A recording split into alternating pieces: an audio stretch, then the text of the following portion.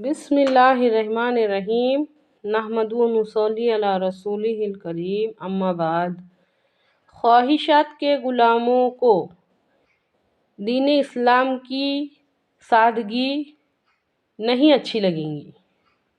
خواہشات کے غلاموں کو اسلام کی تعلیم کی سادگی نہیں اچھی لگیں گی۔ خود محسوس کر کے دیکھو اس بات کو۔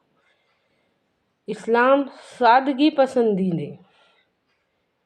جو انسان اندر کی ڈیمانڈ پوری کرتا نا، اس کو اسلام کی سادگی نہیں اچھی لگیں گی۔ مثال کے طور پہ لڑکی ہے کس کی، اس کو شادی کرنے کی ہے اپنے طریقے سے، اسلام کہتا ہے سادگی سے کرو، وہ خود سادگی پسند نہیں ہے، تو پھر وہ اسلام کی ڈیمانڈ کو نہ خود عمل کرنے کی سوچیں گا اور نہ ہی دنیا میں لانے کی کوشش کریں گے۔ یہ ایک مثال ہے۔ ہر بات میں غور کر کے دیکھو۔ شہرت کے بھوکے کو اسلام کی سادگی پسند نہیں آئیں گی۔ جو خود نہیں پسند کریں گا، جس کے اندر کی ڈیمانڈ یہ نہیں ہوں گی کہ دین اسلام کی تعلیمات ہمارے واسطے اچھی ہے، وہ دنیا میں لانے کی کیا کوشش کریں گا۔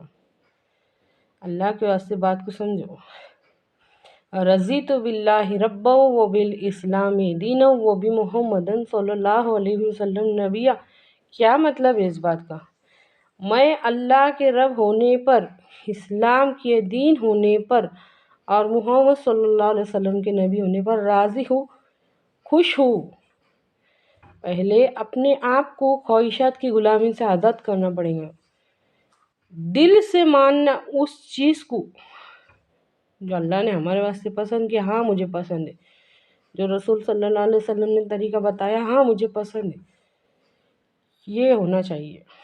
ہمارے نبی صلی اللہ علیہ وسلم کا ارشاد ہے کہ تم میں سے کوئی شخص کامل مومن نہیں ہو سکتا جب تک کہ اس کی خواہشات نفس، اس کا خود کا دل اس دین کے تابع نہ ہو جائے جس کو لے کر میں آیا ہوں۔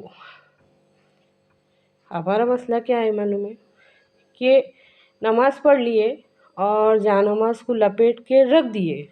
اب جب تک جانماز پہ کھڑے تھے، مصلی پہ کھڑے تھے، اللہ کے غلام تھے، بہت اطاعت دلچسپی سے ہو رہی تھی کہ ہاتھ کا رخ قبلے کی طرف ہی ہونا چاہیے، ہر چیز کا جسم کے ہر اعضاء کا رخ قبلہ رخ ہونا چاہیے، دل قبلے کی طرف ہونا چاہیے، بے شک ہونا چاہیے۔ لیکن ہم جیسے ہی جانماز لپیٹ کے رکھ دیتے،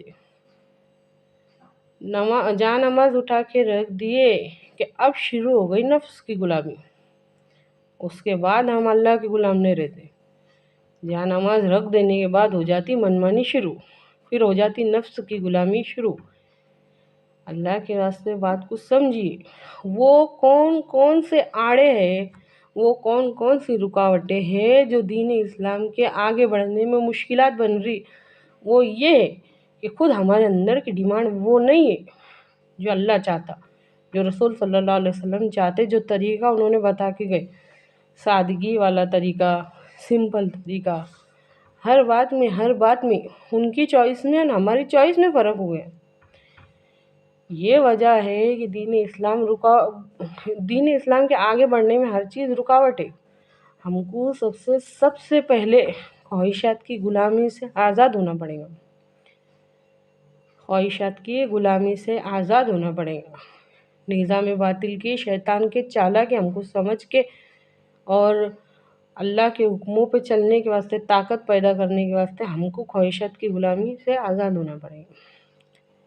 یہ باتیں معمولی نہیں ہیں، ان پہ غور کرو، سوچو، ان کو عمل میں لانے کی کوشش کرو۔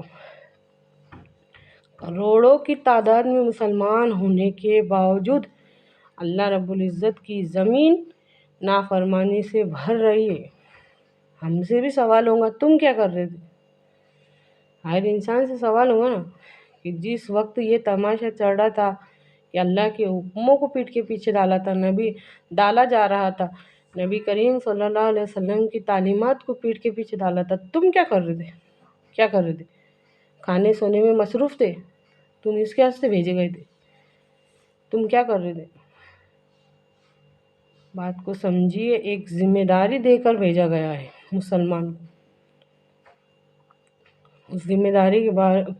اس ذمہ داری میں غور کیجیے جو آج تک ایک دن بھی ہمارے دھیان میں نہیں ہے کہ ہماری کچھ اور بھی ذمہ داری تھی۔ جو کر رہے وہ بہت ہے۔ اے اللہ، کہنے سننے سے زیادہ عمل کی توفیق دے، آمین۔